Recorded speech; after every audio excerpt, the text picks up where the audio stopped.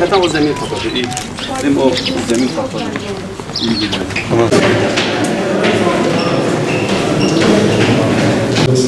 Sağ olun.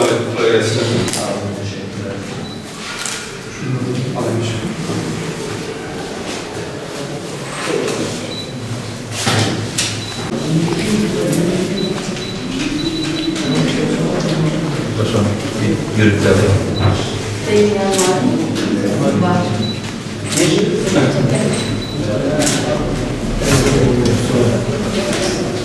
Biz de bugün oyumuzu kullandık. Rabbim hayırlara vesile kılsın inşallah.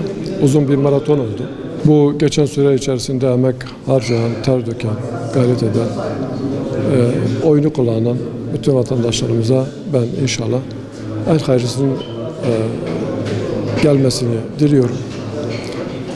Bu evet belki bir belediye seçimiydi. Biz yerel idarecilerimizi seçtik ama en hayırlısını, en iyisini, millete hizmet edecek insanların iş başına gelmesi çok önemlidir. Henüz işin başındayız. Bütün vatandaşların bu görevi yerine getirmesi gerekir. Bütün vatandaşların bunu ihmal etmeden gelip kendisine en çok benzeyen, kendisine hizmet edebilecek kim varsa onu seçmesini ve kendi idarecisini kendi eliyle seçmesi için bir gayret göstermesi gerekir. Rabbim hayırlara vesile kılsın diyorum tekrar. Ama maalesef çok buruk bir seçim dönemi oldu. Şu anda biz seçim yapıyoruz ama Gazze'de büyük bir soykırım var. Tarihin belki bize gösterdiği en büyük, en vahşi soykırımdan bir tanesi yaşanıyor. Bunu da unutmamamız lazım. Belki birkaç gün biz bunu gündemden düşürmüş olacağız seçim konuştuğumuz için.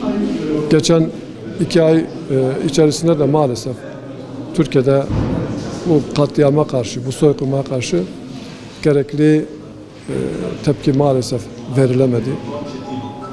Bu 1-2 gün yine büyük ihtimalle unutacağız.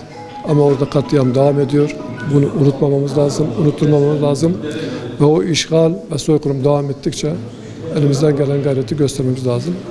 Tekrar bu seçimlerin milletimize, memleketimize hayırlı olmasını diliyorum. Rabbim bize en hayırlısı nasip etsin.